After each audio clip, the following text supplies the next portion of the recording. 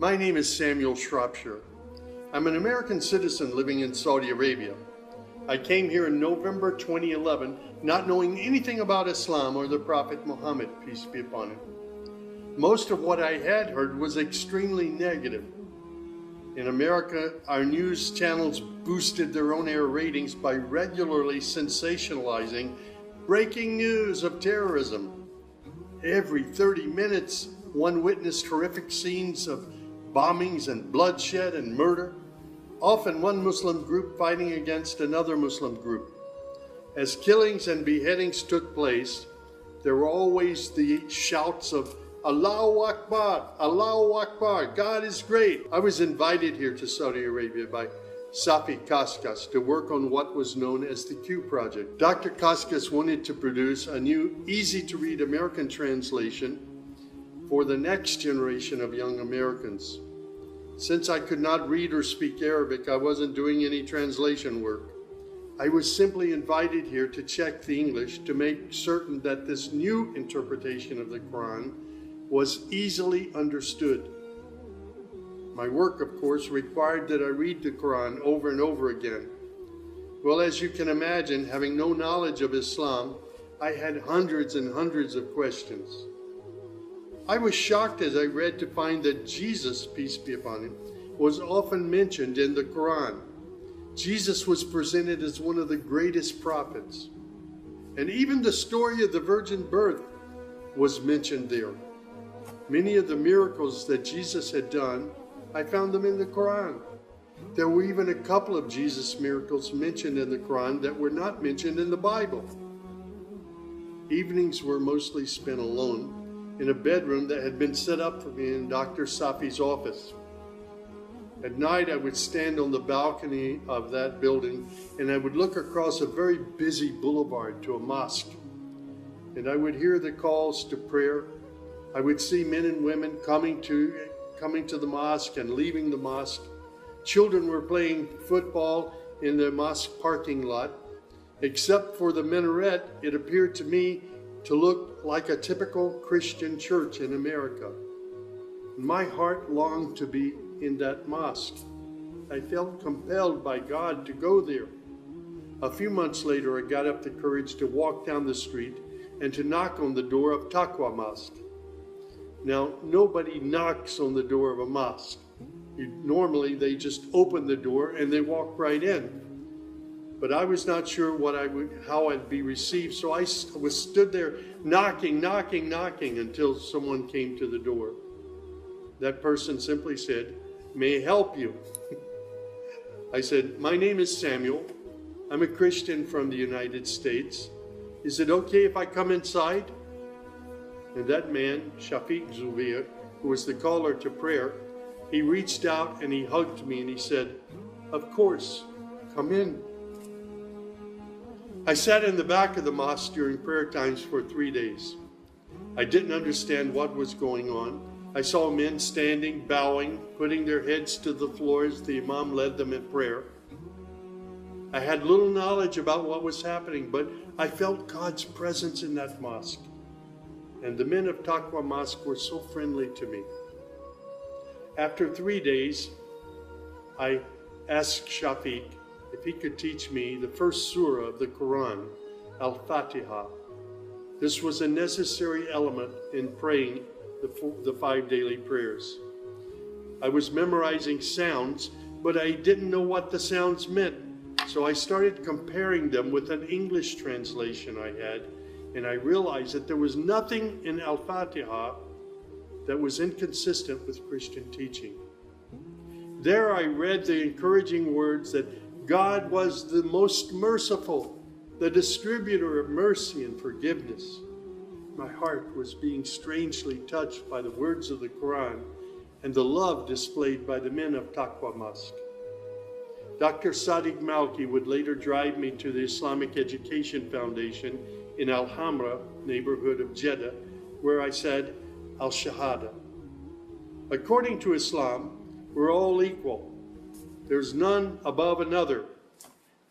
There are scholars, but their role is educational.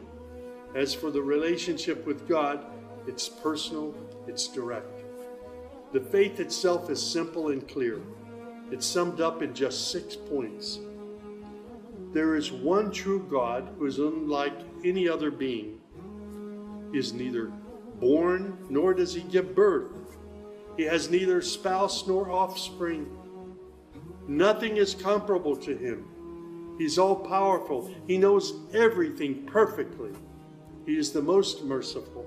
Secondly, a belief in angels who are indeed the servants of God. They obey God's bidding and they do whatever they're commanded to do. They don't have any free choice. Thirdly, there's a belief in divine revelations. Islam acknowledges that God revealed scriptures including the Torah, the Gospel, the Psalms. However, down through the ages, many of these divine revelations had become distorted and somewhat corrupt. The Quran, which also contains God's revelations, is intact. It hasn't changed from the very beginning. The Quran, which also contains God's revelations, is still intact in its original form. Fourthly, there's a belief that in all earlier prophets and God's messengers, not just Muhammad. They believe in Abraham and Isaac and Moses and Jesus and hundreds of other prophets. They believe that the prophets were the best of mankind. Muslims believe in the last day.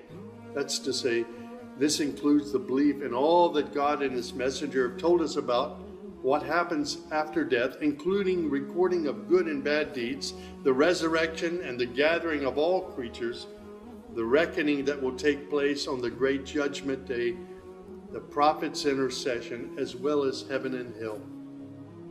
Man's ultimate aim will be to save himself on that day. Muslims believe in the divine destiny of predestination. Whatever God wills is certain to take place, and what he has not willed will never take place. This present life is a test for man, and man should endeavor to pass this test. These tenets of faith appeared to me entirely consistent with human nature. And then I asked, how can one become a Muslim? My search showed me that one needs to fulfill 5 specific duties, which are called the pillars of Islam. These are: first, a declaration to believe and to say verbally, I witness that there is no other deity other than God, and that Muhammad, along with all the other prophets, is God's messenger. Prayer is an important part of a Muslim's life. Muslims seek to maintain the 5 daily prayers. These are spread out over the day and night. Thirdly, there's the zakat. 2.5% of one's property is an obligatory charity, provided that one owns more than a certain threshold and holds it for a year. Then there's fasting. Fasting is an important part of the Muslim's life. Muslims fast throughout the month of Ramadan. They do this every year, abstaining from all food, drink, and sex, from dawn till sunset. One must also refrain from futile arguments and quarrels and forbidden things. The month provides a unique spiritual uplift for all Muslims. Then there is the pilgrimage or Hajj. This is performed in Mecca and its surrounding areas. It's a duty to fulfill this pilgrimage once during one's lifetime, provided that one is physically and financially capable of doing so. People often ask me, Sam, how did you become a Muslim? In the church was a library, and in that library were children's books. One of the books my mother got over and over again was called The God of Abraham. In that book were beautiful color photos of camels and deserts. She would read me the story of Abraham, how he was commanded by God to leave his mother and father because they were worshiping idols. She would pause and she would say, Sammy, you always have to pray to the God of Abraham. There is only one true God, the God of Abraham. My commitment to God has been strong and enduring since my younger years. And now I have found absolute peace in Islam, in a faith that I once thought was hostile. I found friendship and hope amongst a fraternity of other Muslim brothers and sisters. I have found a family of believers.